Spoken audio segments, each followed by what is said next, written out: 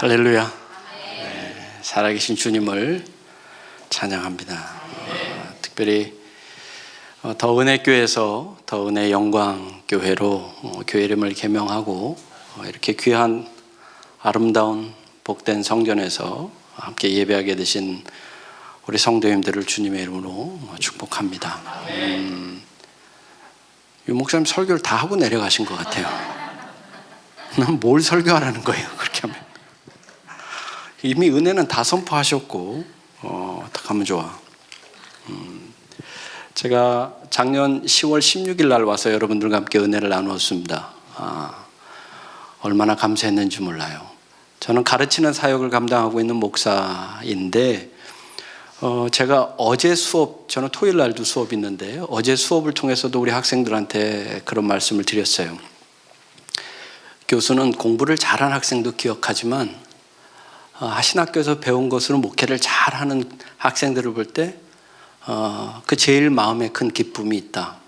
그리고 내일 그 사역을 제가 감당하러 갑니다. 우리 학생들에게 그렇게 고백을 했습니다. 우리 유 목사님, 저는 진짜예요. 이건 뭐 목사가 주일날 거룩한 성전 단 위에서 거짓말하지 않죠. 이 부분을 원고를 쓸 때 제가 지금은 이렇게 먹먹하지 않네요. 이 원고 쓸 때는 진짜로 제가 여기 썼어요. 제가 이 원고를 작성할 때 이 부분을 쓰면서 눈시울이 뜨거워졌습니다. 진짜 그랬어요. 유 목사님 생각하고 유 목사님 목회를 생각하고 우리 은혜의 영광교회를 생각하니까 제 마음에 감사함이 막 은혜가 넘쳐서 이 시간을 얼마나 제가 사모했는지 몰라요. 실은 작년에 와서 우리 성도님들을 뵙고 저녁 시간에는 목사님, 유 목사님하고 강사모님하고 같이 셋이서 점심보다는 조금 더 좋은 걸 먹었어요. 그러면서 같이 목사님이 우리 교회가 얼마나 귀한, 더 은혜 교회가 얼마나 감사한지 그 목회 예정들을 저하고 식사하면서 더 나누는데 얼마나 은혜가 되는지 몰라요. 구체적으로 다 말씀을 열거할 수는 없지만 그래서 그 얘기를 듣고 제 주변에 가까운 목사님들한테 이런 목사님이 계신데 이런 교회 이야기들이 얼마나 은혜가 된지 모른다고 제가 막 나누기도 했었습니다. 그런데 하나님이 불과 얼마 지나지 않은 시간에 또 12월 첫째 주를 통해서 3년의 사역을 그곳에서 마무리하고 노래방 소리 안 들리니까 얼마나 좋아요. 세상에. 작년에 깜짝 놀랐잖아요. 저는 그 이른 시간에 노래방이 그렇게 흥황하리라고는 상상도 못했죠. 근데 이렇게 아름답고 복된 곳에서 여기 근데 냄새가 좀 치밀어 올릴 것 같아요. 보니까. 근데 그래도 이렇게 귀한 곳에 하나님께서 은혜 성전을 마련해 주시고 주의 부활을 기뻐할 수 있는 이런 신앙의 은혜 공동체 허락하심을 감사를 드립니다. 저는 오늘 누가복음 24장에 등장하는 엠마오 이야기를 함께 나누려고 합니다. 참 놀랍죠. 제가 2주 전에 저는 이 본문을 가지고 누가복음 24장을 가지고 말씀을 준비하겠다라고 하나님께 응답을 받고 준비를 했는데 그리고 어제 정말 본문을 알려드렸거든요. 제목하고. 근데 하나님의 섭리가 성령 하나님의 역사하심이 우리 안에 있었음을 고백하게 됩니다. 오늘 하나님께서 이 말씀을 통해서 우리에게 어떤 은혜를 허락하실지 기대함을 가지고 이 말씀 속으로 함께 들어가고자 합니다. 오늘 우리가 읽지는 않았지만 24장을 시작하는 그 첫 이야기부터가 실은 오늘 이 엠마오 스토리까지 이어져 있는 본문의 말씀입니다. 24장 처음 시작하면 어떤 이야기가 등장을 하느냐면 2명의 마리아, 그러니까 예수님의 어머니 마리아와 또 야고보의 어머니 마리아가 예수님의 사망을 확인한 후에 장례를 치르기 위해서 향유 옥합을 가지고 그의 무덤을 찾아간 것으로부터 오늘 본문의 이야기가 시작이 됩니다. 그런데 가서 보니 빈 무덤이었어요. 그래서 급히 제자들에게 이 사실을 알리지만 오늘 성경에서도 뭐라고 기록하고 있느냐면 허탄한 듯하여 믿지 못하고, 이렇게 본문은 기록을 하고 있습니다. 믿기가 어렵지요. 예수님의 시신이 없다라고 하는 것을 믿기가 어려우니 제자들이 듣고도 허탄했다라고 성경에 기록하고 있어요. 근데 그 중에 딱 한 사람만 뛰어가서 그 빈 무덤을 확인하는 제자가 한 사람 있었는데 그 이름이 바로 베드로였습니다. 이와 같이 놀라운 사건이라 비록 작지 않은 예루살렘이었지만 그 새벽에 일어난 그 일은 예루살렘 지역의 SNS의 속도만큼이나 빨리 퍼졌던 것 같아요. 제가 볼 땐 특히 여자 두 사람이었기 때문에 그게 가능했었을 거예요. 베드로가 먼저 봤으면 이렇게까지 빠르지는 않았을 것 같아요. 급속도로 예수님의 시신이 없어졌다라고 하는 사실이 전해졌다라는 거예요. 자, 그 즈음에 이제 이 엠마오 이야기가 그런 배경 속에서 이제 시작이 되는 겁니다. 이 두 사람은 예루살렘에 머물러 있었습니다. 주님의 죽음을 직접 목격했던 두 사람이었습니다. 뿐만 아니라 이 두 사람은 주님이 어떤 분이셨는지를 분명히 경험했던 사람들이에요. 그 수많은 이적과 하늘나라에 대한 가르침을 분명히 경험했던 두 제자들이었고, 그 예수님께서 십자가에 못 박히는 그 사건까지도 경험했던 사람이에요. 비록 12명의 제자의 이름에 그들의 이름이 올라와 있지는 않지만 이들은 12 제자들과 함께 아주 가까운 거리에서 주님의 사역을 경험했던 자들이었다. 그런데 어찌되었건 이 두 사람이, 오늘 성경에 한 사람은 이름이 나오죠. 글로바라고 하는 사람이고 또 한 사람은 그냥 다른 제자인데, 정황상 이 두 사람은 아마도 이전에 엠마오 쪽에 있다가 소문을 듣고 혹은 경험을 하고 예수님을 따라서 갈릴리 지역부터 시작해서 예루살렘에까지 왔던 사람으로 보여집니다. 은혜를 받고 엠마오를 떠나서 예수님을 따르는 제자로서의 삶을 살던 두 사람이었을 것입니다. 아마 예루살렘으로 향할 때에 엠마오를 등지고 갈 때 그들의 마음속에는 아쉽고 서럽고 미련 있고 그런 거 없었을 거예요. 엠마오를 등지고 예루살렘으로 향해 갈 때는 그들 마음속에는 기대감과 벅참과 소망과 은혜와 예수 그리스도의 사역에 대한 그 마음이 아주 풍성하였을 거예요. 하나님의 아들 예수가 우리를 구원하는 모습을 보자, 믿음의 고백을 가지고 예루살렘으로 향했던 두 제자들. 그런데 그렇게 믿음을 가지고 예루살렘으로 향했던 두 제자들은 너무나 허망하게도 나사렛 예수가 사람들의 조롱을 받고 십자가를 등에 지고 이고 가는 그 모습을 보면서 허망하기가 이를 데 없었을 겁니다. 뭔가 사건이 일어날 것이라는 기대와는 다르게 예수님께서 소망 없이 십자가에 못 박혀 돌아가시는 그 운명하는 모습을 지켜본 두 제자는 그 마음에 소망이라고 하는 단어는 이미 소멸돼 버리고 절망, 허망하기 이를 수 없는 상황이었을 겁니다. 여러분, 이 허망은 소망의 완전히 반대의 계명입니다. 소망은 바랄 것이 있지만 허망은 더 이상 바랄 것이 없는 절대 절망의 상황이 바로 허망하다. 오늘 성경도 그들의 마음을 허망하여 이렇게 기록하고 있는 것을 보면 그들의 마음은 더 이상 기대할 것이 없었다라는 거예요. 이 모습은 베드로에게서도 마찬가지였을 거예요. 로마의 병사들이 예수님을 잡으려고 왔을 때에 베드로는 과감하게 허리에 차고 있던 칼을 들어서 말고의 귀를 잘라내고 예수님을 지키려고 했던 그 베드로였지만 예수님의 죽음 앞에 그는 초라한 모습으로 숨어 있다가 어린 여종이 하는 얘기에 당신이 예수와 함께 있던 자가 아닌가 할 때 내가 그를 모른다라고 부정할 만큼 소망을 잃어버리면 그런 허망한 모습에서 모든 것을 등지는 제자의 모습 또한 우리가 볼 수 있는 겁니다.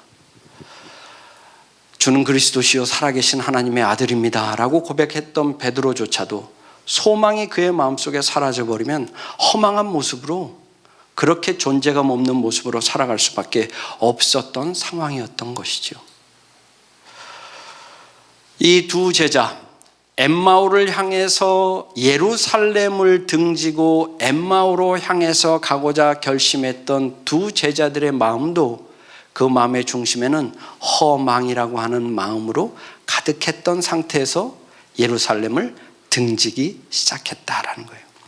근데 제가 여기서 하나의 궁금한 것이 생겼어요. 본문을 묵상하다 보니까 분명히 이 엠마오로 향하는 글로바와 다른 제자도 분명히 예루살렘에서 무슨 일이 일어났는지 들었을 텐데, 빈 무덤의 소식을 들었을 텐데, 그리고 예수님께서 그러셨어요. 분명히 내가 죽고 사흘 만에 부활해서 너희와 함께 갈릴리로 가겠다, 갈릴리에 있겠다, 너희들이 갈릴리에 있어라고 하는 예언의 말씀을 분명히 들었을 텐데,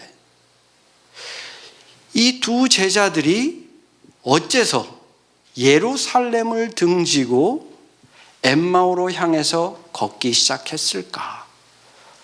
아마 두 마음이었을 것 같아요. 주님의 시신이 사라졌대. 이거는 팩트입니다. 사라진 건 사실이에요. 부활했다는 사실은 믿을 수가 없었던 거예요. 어떻게 부활하실 수 있을까? 그 마음에 팩트임에도 불구하고 의심이 있었기에 그것을 믿지 못했던 거예요.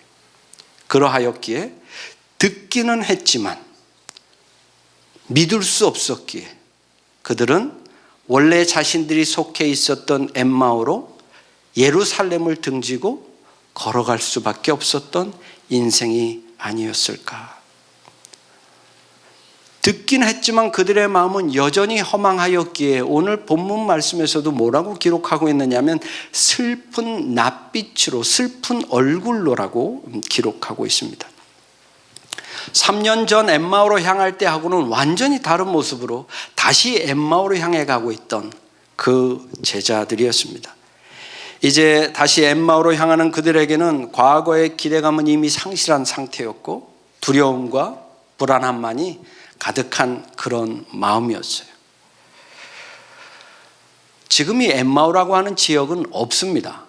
현재 지도상에는 엠마오라고 하는 지역은 없어요. 하지만 성경이 우리에게 기록하는 바로는 예루살렘에서 25리를 간다라고 기록하고 있는데 10km에 25리, 이 성경이 옛날 번역하니까 리라고 하는 표현을 쓰지만 지금 같으면 10km라고 표현을 했었을 거예요.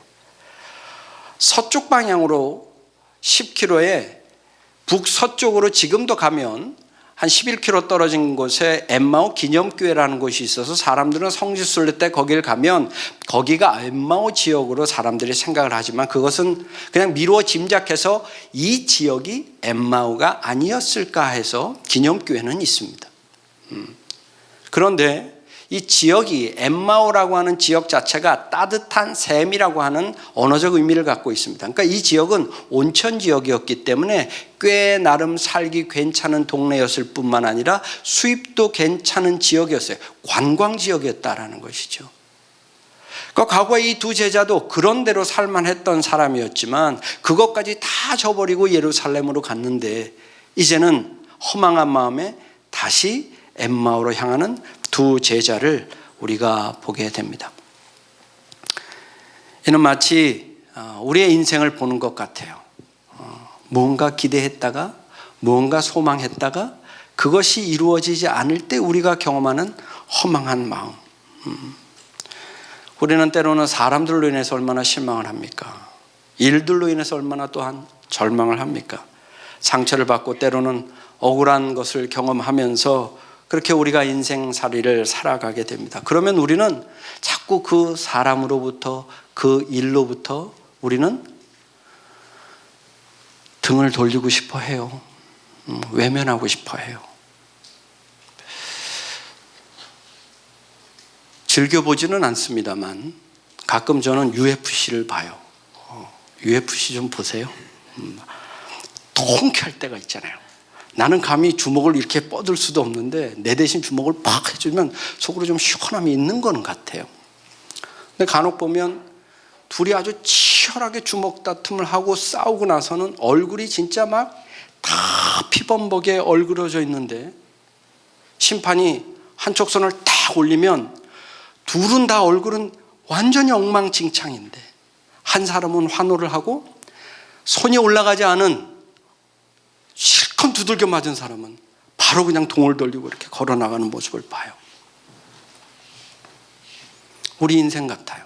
정말 열심히 치열하게 살아왔는데 내가 원하고 기대하고 바라던 것이 달성이 되지 않으면 상처받은 마음으로 허망한 마음으로 우리가 등을 돌릴 때가 얼마나 많은가라는 것이죠. 오늘 본문의 글로바와 그 다른 한 제자도 그와 같은 허망한 마음, 모든 것을 다 열망을 채워서 주를 바라보았는데 상실한 마음에 이제는 더 이상 예루살렘에 있어야 될 이유를 못 참고 이제 그들은 등을 돌려서 엠마오로 향하는 그 두 제자의 마음을 우리는 한번 헤아려 봅니다. 이들의 마음이 어떠했기에 이제 본문을 보면 알듯이 주님이 옆에 나타났는데 오늘 본문은 뭐라고 기록하고 있느냐면 그들의 눈이 가리워져 이렇게 기록을 하고 있습니다. 얼마나 실망을 했으면 옆에 주님이 같이 걸어가는데 그 주님을 알아보지도 못하는 거예요. 그들의 마음의 상태를 너무나 잘 표현하고 있습니다. 여러분, 우리가 세상을 눈으로 보는 것 같지요? 눈으로 세상을 보는 것 같지요? 저는 그렇게 생각 안 해요. 여러분, 우리는 마음으로 세상을 볼 수밖에 없어요. 내 마음의 상태가 내 눈을 통해서 세상을 보게 됩니다. 제가 결혼을 해서 아내가 임신을 하고 보니까요, 이전에 보지 못한 것들이 그렇게 많이 보여요. 뭐예요? 세상에 임산부가 저는 그렇게 많은 줄 몰랐어요. 그 시점을 기점으로 해서 임산부가 확 늘어났을까요? 아니죠. 저희가 딸아이를 낳고 나니까 오이고 세상에 유목화가 얼마나 많은지 몰라요. 그전에 못 봤어요. 왜? 제 마음에 없었으니까. 제가 요즘 보면요, 온 세상에 대머리가 얼마나 많은지 몰라요. 너무 좋아하시네요. 왜 그럴까요? 제 마음에 요즘 어느 세월이 이렇게 금방 나갔지? 마음으로 보는 거예요. 마음으로. 이들이 마음이 워낙 닫혀 있다 보니까, 상처를 입다 보니까 옆에 주님이 같이 걸어가며 대화를 나누는데도 그들이 옆에 있는 자가 누군지 알아보지도 못할 만큼 그들의 마음에 큰 상처가 있었다라는 거예요. 그리고 그들은 예루살렘을 등지고 엠마오로 향해서 주의 약속이 있는 땅을 등지고 세상을 향해서 걸어가는 두 사람입니다. 우리의 모습에서도 그런 모습을 많이 봅니다. 약속이 있는 하나님의 말씀이 있는데 우리가 살아오면서 그것에 실망할 때는 때로는 하나님의 말씀으로부터도 등을 돌리고 싶어하는 그 마음의 유혹이 있을 뿐더러 세상을 따라가면서 하나님의 말씀을 부인하고 살아갈 때가 얼마나 많이 있는가라는 거예요. 이곳에서 예배하는 우리 성도님들은 여러분들의 삶이 지금 여전히 예루살렘에 머물러 있는가? 아니면 몸은 예루살렘은 있지만 마음은 엠마오를 향해 있는가? 아니면 우리의 발걸음이 이미 엠마오를 향해 가고 있는가? 한번 생각을 해봐야 할 것입니다. 지금 이곳에서 이렇게 구별된 시간에 구별된 곳에서 하나님 앞에 예배하고 있어도 혹시 우리 마음속에는 여전히 엠마오의 문제를 가지고 예루살렘을 버리고 세상의 것들로 고민하고 있지는 않는가? 우리가 신앙의 본질이라고 한다면 하나님의 언약의 말씀인 이 예루살렘을 따라서 더 살아가야 할 텐데 혹시 그런 모습은 아닌가? 이 두 제자들 엠마오로 향했던 이 시리에 차 있던 그 모습, 믿음 없는 자의 모습이었는데 오죽하면 주님을 몰라보겠냐라는 것이죠. 25절과 26절을 보면 이렇게 시리에 차 있는 이들이 어둠 속에서 어떻게 주님의 말씀을 듣는지 한번 25절, 26절의 말씀을 한번 보시면 이 주님이 이제 이 두 사람한테 하시는 말씀이에요. 이 시리에 차 있던 엠마오로 향하는 두 제자들에게 25절과 26절에 이렇게 이야기합니다. 함께 읽어보겠습니다. 시작. 이르시되 미련하고 선지자들이 말한 모든 것을 마음에 더디 믿는 자들이여, 그리스도가 이런 고난을 받고 자기의 영광에 들어가야 할 것이 아니냐 하시고, 주님께서 이 두 사람에게 이렇게 물었었어요. 너희들이 무슨 이야기를 하느냐 그랬더니 두 사람이 예수님을 보고 한 발 물러서서 그를 향해서 뭐라 그러느냐 하면, 예루살렘에서 무슨 일이 있는지 당신 혼자 모르고 있다고. 어떻게 예루살렘에서 놀라운 일이 일어났는데 그걸 당신 혼자 모르고 있냐고. 물러서서 그의 얼굴을 보고 얘기했다라고 했는데도 주의 얼굴을 보고도 몰라보자. 주님께서 이렇게 이제 이 두 제자에게 하시는 말씀이에요. 뭐라 그러시느냐? 이르시되 미련하고 선지자들이 말한 모든 것을 마음에 더디 믿는 자들이요. 왜 믿지 못하느냐라는 거예요. 알고도 믿지 못하는 것에 대한 책망이었습니다. 그러시면서 그리스도가 이런 고난을 받고 자기 영광에 들어가야 할 것이 아니냐. 공동 번역에서는 뭐라고 기록을 하고 있느냐 하면, 너희는 어리석기도 하다. 예언자들이 말한 모든 것을 그렇게도 믿기가 어려우냐, 이렇게 책망을 하는 거예요. 마음의 낙심이 일어나면 믿을 수가 없어요.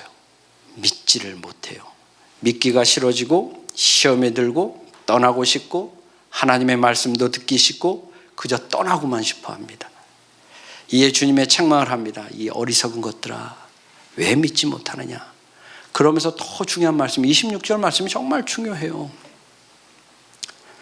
그리스도조차도 그와 같은 하나님의 영광을 위해서는 그와 같은 고난을 감당하는데 너희들이 왜 그 고난을 감당하려 하지 아니하느냐. 중요한 말씀이에요. 주님도 고난을 통해서 하나님의 영광을 나타내십니다. 우리가 조금 고난이 있고 아픔이 있고 실패가 있고 슬픔이 있고 좌절이 있다고 해서 그 아픔으로 인해서 어찌하여 우리가 하나님으로부터 등을 돌리느냐라는 책망입니다. 여러분, 인생이라는 것은 고난 없는 인생이 없잖아요. 목사님, 저는요 그냥 마냥 행복해요. 저는 고민도 없고 고난도 없고. 순거짓말이에요. 세상에 인생에 그런 인생이 어디 있습니까? 인생사는, 하나님께서 지으신 인생사는 고난이 없을 수가 없어요. 살면 살수록 우리 인생의 켠켠이 고난이라고 하는 것은 찾아올 수밖에 없지 않습니까? 오늘 본문의 말씀을 통해서도 주님은 그렇게 얘기하는 거예요. 나조차도 고난 가운데서 그걸 인내하고 하나님의 영광을 드러내려 하는데 그 마음의 실망으로 너희가 어떻게 그렇게 실망하고 나를 떠나갈 수 있느냐라는 거예요.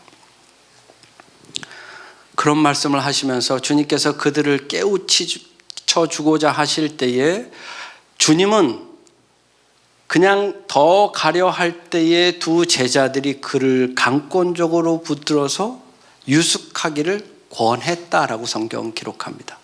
그리고 함께 들어간 거예요. 그리고 이제 식사의 자리가 30절에 등장을 합니다.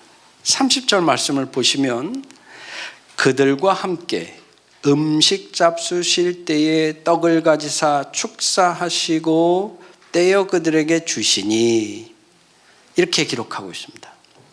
이게 무슨 장면일까요?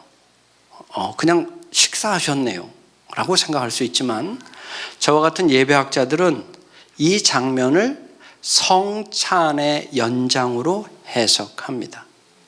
우리는 성경에서 마지막 만찬에 대한 이해가 있어요. 주님께서 잡히시기 전날 밤에 제자들과 함께 식사를 하시면서 빵을 들어서 하나님께 감사하시고 떼어서 제자들한테 주시며 이를 받아 먹으라고, 너희를 위한 나의 몸이라고 하셨고, 또 잔을 들어서 감사기도 하신 후에 제자들에게 주시면서 이것은 너희를 위한 새 언약의 피라고, 이것을 마실 때마다 나를 기념하라고 한 성찬 마지막 만찬은 알고 있지만 오늘 엠마오의 두 제자들과 함께 식사하실 때의 이 30절의 장면에 대해서는 그렇게 생각 못 하시는 분들이 상당히 많을 겁니다. 마지막 만찬은 주님의 죽음을 앞두고 한 거룩한 식사라고 한다면, 이 엠마오의 식사는 부활하신 주님이 제자들에게 나타나셔서 자기가 누구인가를 드러내 주신 사건으로 굉장히 중요한 가르침입니다. 실망한 두 제자들에게 엠마오의 식탁을 통해서 그들의 마음이 뜨거워짐을 경험할 뿐만 아니라 그가 누구인지 알아보는, 다시 말해서 허망한 그들 마음에 소망의 주님이 다시 찾아오는, 엠마오로 향하는 그들은 바로 다시 예루살렘으로 향할 수 있는 그 마음의 놀라운 은혜를 이 식탁을 통해서 주님은 허락해 주시는 기적과 같은 사건이다라는 사실입니다. 여러분, 그렇잖아요. 우리의 마음속에 실망이 있을 수도 있고, 아픔이 있을 수도 있고, 절망이 있을 수도 있고, 특별히 사람 관계로 인해서 우리 마음속에 실망이 찾아올 때가 있지 않습니까? 특히 사람 때문에 우리가 늘 힘들잖아요. 안 그러신가 봅니다. 전 그래요. 사람이 좀 옹졸해서 그런지 왜 이렇게 사람으로 인해서 우리가 실망할 때가 많은지요. 일 때문에 실망할 때가 얼마나 많은지요. 그러면은 그 원망을 사람에게 할 때도 있는데 심지어 때로는 하나님께 해요. 하나님, 내가 그렇게 사랑으로 섬겼는데, 나누었는데 왜 그 사람은 나에게 그렇게 절망을 안깁니까? 도대체 하나님은 어디 계십니까? 내가 그 일에 최선을 다했는데 왜 주님은 나를 버리십니까? 마치 시편 27편에서 다윗이 주님을 향해서 주님, 나에게서 얼굴을 돌리지 마시고 구원의 손에서 나를 버리지 마시고 주님, 나를 모른다 하지 마소서라고 외쳤던 것처럼, 마치 하나님이 우리를 버린 것처럼 하나님한테 탄식할 때가 있다라는 거죠. 근데 실제 하나님은 우리를 한 번도 떠나신 적이 없잖아요. 하나님은 한 번도 우리를 버리신 적도 없고 우리에게서 얼굴을 돌리신 적도 없고, 심지어 전쟁과 같은 이 세상 속에서 우리를 은밀한 곳에 지켜주시기를 원하시는 분이 우리 사랑이 많으신 하나님이신데, 우리의 삶이 조금 힘들다고 우리가 하나님을 부인하고 살리는 때가 얼마나 많은지 모른다. 그럴 때도 주님은 우리를 포기하지 아니하시고 엠마오의 두 제자들처럼 주님은 우리를 찾아오시기를 기뻐하시는 분이에요. 우리가 마음만 열면 우리를 찾아오셔서 우리에게 은혜를 주시기를 기뻐하시는 분이 누구시다? 우리 주님이심을 믿으셔야 합니다. 저는 오늘 오후에 이제 성찬을 나눌 겁니다. 이 성찬은 이 엠마오의 두 제자가 그 마음에 실망과 절망과 닫혀있는 그 마음의 허망한 상태에서 주님을 만났을 때에 과감히 예루살렘으로 다시 돌아갈 수 있었던 것처럼, 오늘 성찬을 통해서도 우리 은혜영광교회 성도님들에게도 아마 주님께서 준비하시는 놀라운 은혜가 있으리라 믿습니다. 저는 제가 개인적으로 성찬을 전공한 이유는, 제가 박사 논문을 성찬을 썼어요. 이유가 뭐냐면 성찬이 너무 좋아서. 저는 성찬이 너무 좋아요. 너무너무 좋아요. 뭐가 그렇게 좋아서 그랬을까요? To be continued. 도시 예배 때 도대체 이 성찬이 얼마나 좋았길래, 이 엠마오로 향하는 두 제자들이 얼마나 기뻤기에 그들의 가던 방향이 엠마오에서 예루살렘으로 다시 그 방향이, 인생의 방향이 바뀔 수 있었을까? 기대함을 가지고 그 말씀을 사모하면서 이따 오후에 만나겠습니다. 사랑 많으신 하나님, 부족한 인생을 살아갑니다. 참으로 많은 일들이 우리의 인생에 얼마나 그렇게 많이 일어나는지요. 주님, 하지만 우리가 절망하지 아니하고 실망하지 아니할 수 있도록 성령 하나님이 우리와 늘 동행하여 주시니 감사합니다. 늘 주님을 발견하게 하여 주옵소서. 예수 그리스도의 마음을 품게 하여 주시어서 우리로 하여금 늘 주님의 얼굴을 구하는 삶 될 수 있도록 주여 은혜와 자비를 허락하여 주옵소서. 예수님의 이름으로 기도하옵나이다. 아멘.